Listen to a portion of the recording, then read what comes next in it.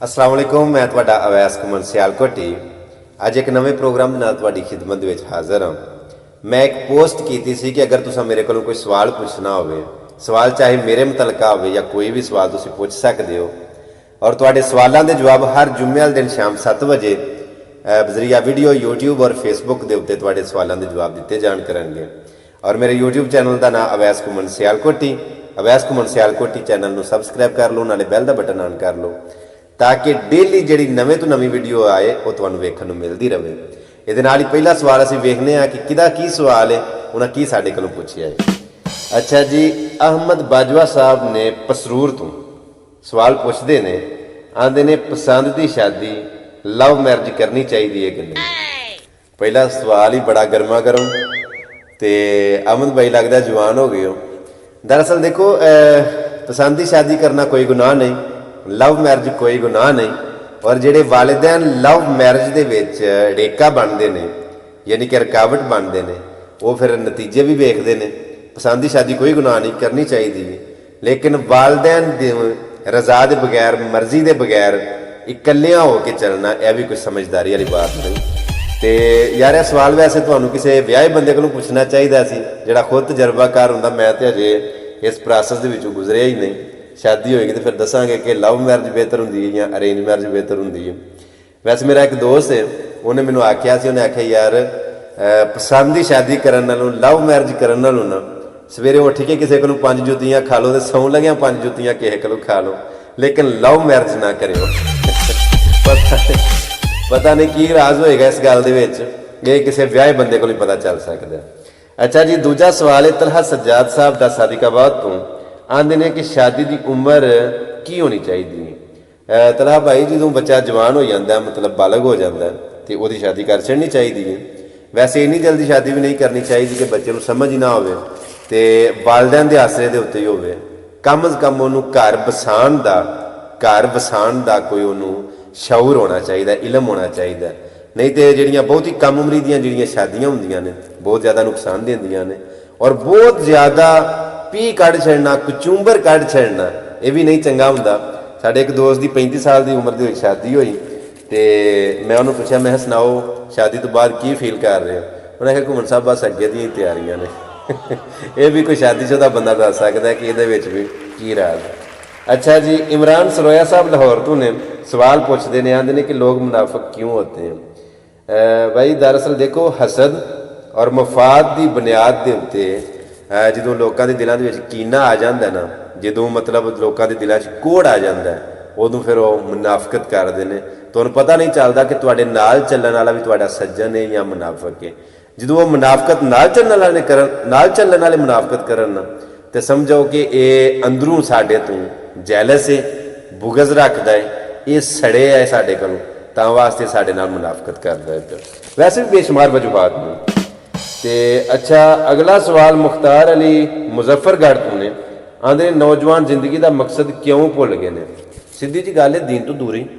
जिन्नी देर तक असी दीन का, कुरान का, इस्लाम का मुतालिया नहीं करांगे, साडे कोल इलम ही नहीं होएगा, तो आटोमैटिकली नौजवान जिहड़े ने वो जिंदगी जो है वह मकसद ही नहीं समझ सकते कि साडे जीन का मकसद की है, साडे मरण का मकसद की है, असां दुनिया ते रह के की करना है, असीं आए कादे वास्ते हैं। बस खादा पीता, इंजॉय किया, मौज मस्ती की, आए तो टोर गए।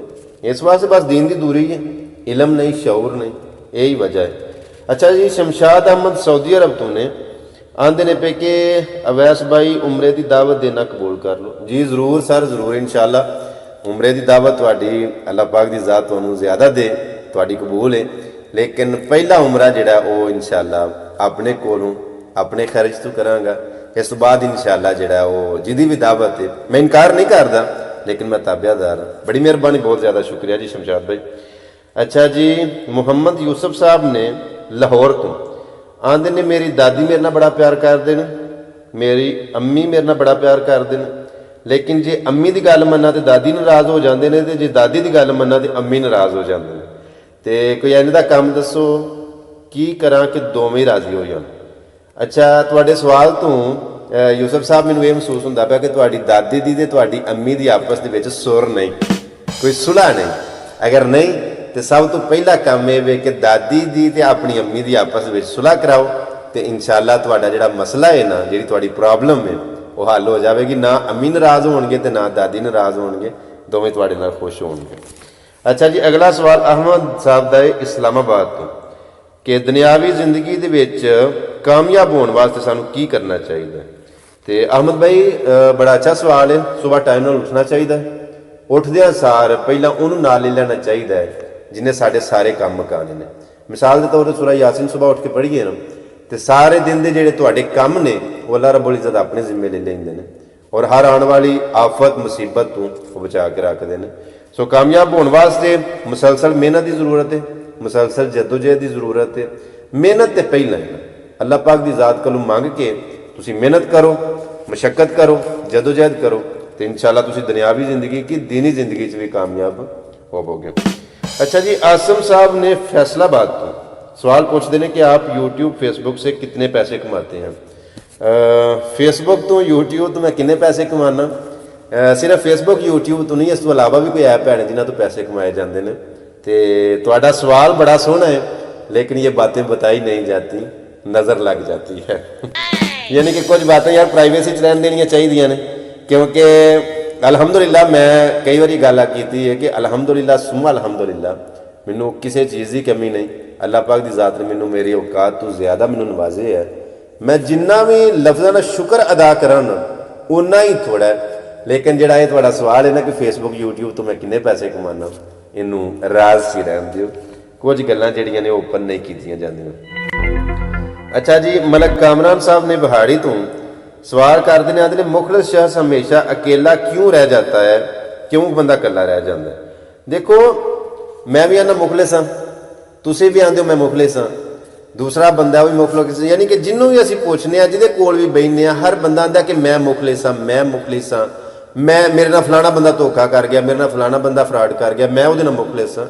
तो देखो अगर असीं सारे ही मुखलिस हाँ, जिन्हों छेड़ लो, जिन्हों पुछ लो, जिन्हों फोल लो, वो आंदा मैं मुखलिस हाँ, मैं बड़ा चंगा, मेरे नाल फ्रॉड हो गया, मेरे नाल धोखा हो गया, मेरे नाल दो नंबरी हो गई। तो वेखना है कि वो किहड़ी मखलूक है जिहड़ी साडे सारिਆਂ नाल आके दो नंबरी कर गई। वो लोग कौन ने, वो किहड़ी कौम है जिहड़ी साडे नाल आके धोखा कर गई है, फ्रॉड कर गई। वो भाई साडे इर्दा गिर्द, साडे नेड़े तरेड़े, साडे विचों ही साडे नाल दे ही ने जिहड़े साडे नाल मुनाफकत भी करते हैं, धोखे भी करते हैं, फ्रॉड भी करते हैं। बस वेखना है कि किते असां ते नहीं कीता किसे नाल जिहड़ा साडे अगे आ गया। ਇਹ आपस ਦੇ ਵਿੱਚ ਹੀ ਆ। हर बंदा अपने आप ਨੂੰ ਸੁਧਾਰਨ ਦੀ कोशिश करे, हर बंदा अपने आप ਨੂੰ चेंज करने की कोशिश करे, अपने आप ਨੂੰ ठीक करने की कोशिश करे, तो मुआशरा आटोमैटिक ठीक हो जाता है। ना कि बंदा दूसरे ਨੂੰ आके तू ही नहीं ठीक, तू ही नहीं ठीक, तू ही नहीं ठीक, यानी कि दूजिਆਂ ਦੇ नुक्स बंदा ਕੱਢਦਾ रहे तो अपना नुक्स नज़र ना आवे।